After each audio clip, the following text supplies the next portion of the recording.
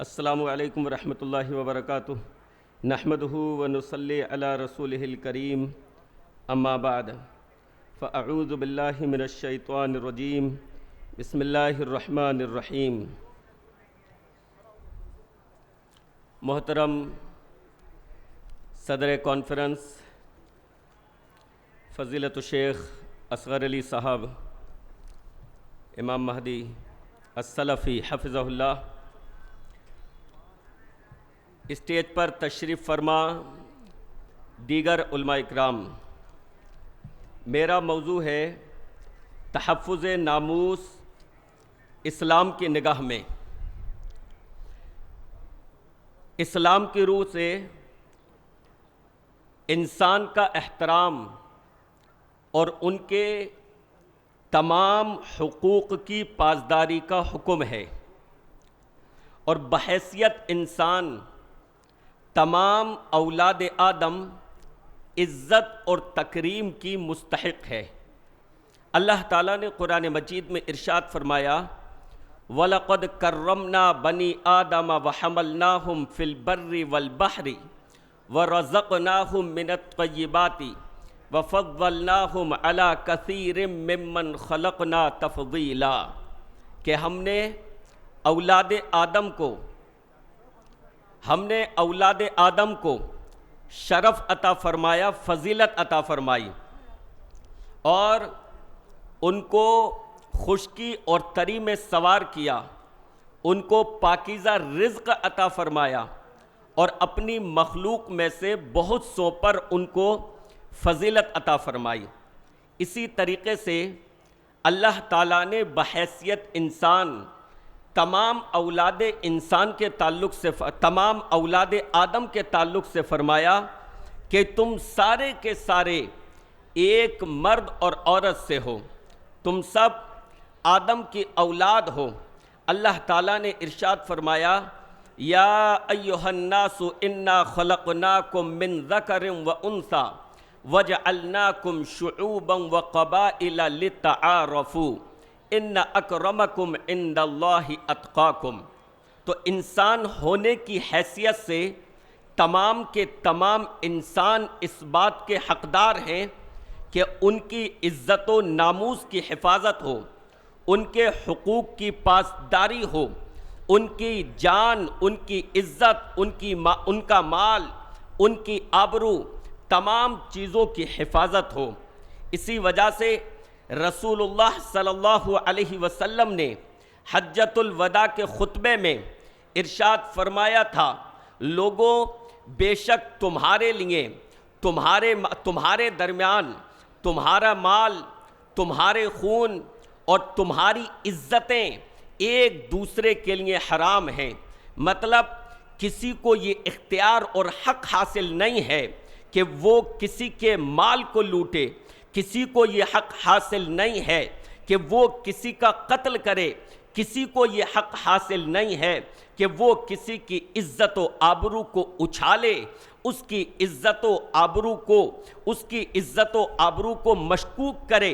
بحیثیت انسان تمام کے تمام انسان اس بات کے حقدار ہیں کہ ان کی ناموس کی، ان کی عزت کی حفاظت ہونی چاہیے۔ اسی طریقے سے انسانی ناموس کی حفاظت کی خاطر اللہ رب العالمین نے ایک دوسرے کے تعلق سے بدگمانی کرنے سے بچنے کا حکم دیا، کیونکہ ایک دوسرے کے تعلق سے بدگمانی کرنے کا مطلب یہ ہے کہ آپ کی نگاہوں میں اس کی کوئی قدر و قیمت نہیں ہے، معاملہ واضح نہیں ہے، اس کے باوجود اس کے تعلق سے آپ مختلف قسم کی بدگمانیاں پال رہے ہیں۔ لہٰذا اسلام اجازت نہیں دیتا کہ کسی کے تعلق سے بغیر کسی دلیل کے، بغیر کسی واضح ثبوت کے اس کے تعلق سے بدگمانی اپنے دل و دماغ میں پالی جائے۔ لہٰذا اسلام یہ حکم دیتا ہے کہ اپنے دلوں کو، اپنے دماغوں کو ایک دوسرے کے تعلق سے صاف رکھو، ایک دوسرے کے تعلق سے صاف رکھو۔ اللہ تعالیٰ نے ارشاد فرمایا، یا ایھا الذین آمنوا اجتنبوا کثیرا من الظن ان بعض الظن اثم، اے اہل ایمان تم بہت زیادہ بدگمانیاں کرنے سے بچو، بے شک بہت سارے گمان جو ہوتے ہیں وہ گناہ ہوتے ہیں۔ اسی وجہ سے ایک دوسرے کی عزت و ناموس کی خاطر اللہ رب العالمین نے ایک دوسرے کی ٹوہمیں لگنے سے منع فرمایا، ایک دوسرے کی ٹوہمیں لگنے سے منع فرمایا، فرمایا وَلَا تَجَسَّسُوا، ایک دوسرے کی غیبت کرنے سے منع فرمایا، وَلَا يَغْتَبْ بَعْضُكُمْ بَعْضًا۔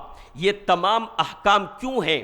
تاکہ عزت و ناموس کی حفاظت ہو، شخصیات داغدار نہ ہوں، کسی کی شخصیت کو سرے بازار نہ اچھالا جائے، اس کے عزت و ناموس پر حملہ نہ بولا جائے۔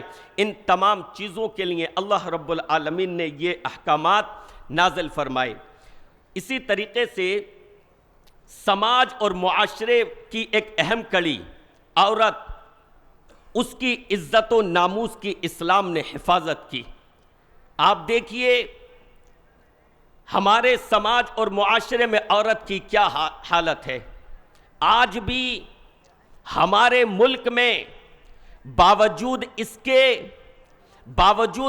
کے کہ ریپ اور زنا پر سخت سزائیں موجود ہیں، لیکن آج بھی عورتوں کے ساتھ زنا ہوتا ہے، زنا بالجبر ہوتا ہے، اور سخت قانون کے باوجود آج بھی ہر روز 87 کیسز ریپ کے ہوتے ہیں، تقریباً 87 کیسز ریپ کے ہر روز ہوتے ہیں سخت قانون کے باوجود۔ اور افسوس کے ساتھ کہنا پڑتا ہے کہ رپورٹس بتاتی ہیں کہ 10 کیس میں سے، یعنی جو 10 ریپ ہوتے ہیں، 7 لوگوں کو کوئی سزا نہیں ملتی۔ 3.5 لاکھ ریپ ہوئے اور ان میں سے صرف 5 لوگوں کو پھانسی کی سزا ہوئی، جبکہ ریپ پر پھانسی کی سزا ہے۔ آپ اندازہ لگائیے 3.5 لاکھ میں سے صرف 5 لوگوں کو اب تک پھانسی کی سزا ہوئی ہے۔ اسلام عورت کی عزت و آبرو کی حفاظت کا حکم دیتا ہے۔ اسی وجہ سے اللہ رب العالمین نے قرآن مجید میں ارشاد فرمایا قُلْ لِلْمُؤْمِنِينَ يَغُضُّوا مِنْ أَبْصَارِهِمْ وَيَحْفَظُوا فُرُوجَهُمْ۔ سماج اور معاشرے کے مردوں کو حکم دیا تم اپنی نگاہوں کو نیچا رکھو اور اپنی شرمگاہوں کی حفاظت کرو، یعنی عورتوں کی طرف اپنی نگاہوں کو بے شرمی کے ساتھ مت اٹھاؤ۔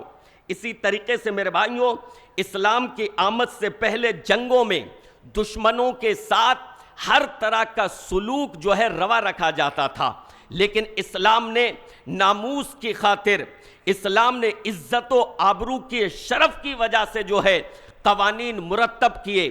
بوڑھوں کو قتل نہ کیا جائے، بچوں کو قتل نہ کیا جائے، عورتوں کو قتل نہ کیا جائے۔ اسلام نے کہا، اسلام کے پیغمبر نے کہا کہ جنگوں میں کوئی کسی کے چہرے کو نہ بگاڑے، یعنی مصلح کرنے کی اجازت نہیں دی۔ آج بھی آپ دیکھتے ہیں کہ اس دنیا میں جنگوں میں کیا کچھ کیا جاتا ہے۔ غزہ میں آپ نے دیکھا، فلسطین کے نیوز آپ کے سامنے ہیں کہ اعلان یہ کیا جاتا ہے کہ اگر تم اس جگہ رہو گے اس خیمے میں تو بم برسا دیں گے، لہذا خالی کر کے چلے جاؤ، اور جو نکلنے کی کوشش کرتے ہیں ان کو راستے میں ان پر برسا کر بم جو ہے ان کو مار دیا جاتا ہے۔ لیکن اسلام نے اصول مرتب کیے کہ دیکھو جنگوں میں بھی تمہیں با اصول رہنا ہے۔ آخری بات میرے بھائیوں، اور میں اپنی بات کو ختم کروں، ہمارے پیغمبر جناب محمد الرسول اللہ صلی اللہ علیہ وسلم کا اعلیٰ اخلاق یہ تھا کہ آپ نے ایک عام انسان کو بھی شرف اور مقام دے کر اس کے ساتھ بہتر سلوک کیا، اس کے ساتھ اچھا سلوک کیا۔ اس موقع پر ظاہر بن حرام مجھ کو یاد آتے ہیں۔ رسول اللہ صلی اللہ علیہ وسلم ان کے پاس آتے ہیں۔ ظاہر ایک سیدھا سادہ سا شخص ہے، دیہاتی شخص ہے، سبزیاں بیچنے کے لیے مدینے کے بازار میں آتا ہے۔ رسول اللہ صلی اللہ علیہ وسلم نے ظاہر کی آنکھوں پر پیچھے سے ہاتھ رکھ دیے اور شفقت و نرمی سے فرمایا کہ میں کون ہوں، تو ظاہر نے پہلے تو کہا کہ کون ہو بھائی، کس نے میری آنکھوں پر ہاتھ رکھ دیے، لیکن رسول اللہ صلی اللہ علیہ وسلم کے ریشم سے زیادہ نرم ہاتھوں کو محسوس کیا، عنبر و گلاب سے زیادہ خوشبودار ہاتھوں کو محسوس کیا، تو پہچان گئے کہ رسول اللہ ہیں، لہٰذا اپنی پشت کو نبی کے سینے سے چمٹانا شروع کر دیا۔ رسول اللہ صلی اللہ علیہ وسلم نے اس عام شخص سبزی فروش کے جس کے کپڑے بھی میلے کچیلے ہوں گے، چہرہ بھی کوئی خاص خوبصورت نہ ہوگا، لوگوں میں کوئی خاص اہمیت نہیں دی، نبی نے شفقت سے فرمایا کون ہے جو اس غلام کو خریدے گا، محبت اور دل لگی کے انداز میں فرمایا کون ہے جو اس غلام کو خریدے گا۔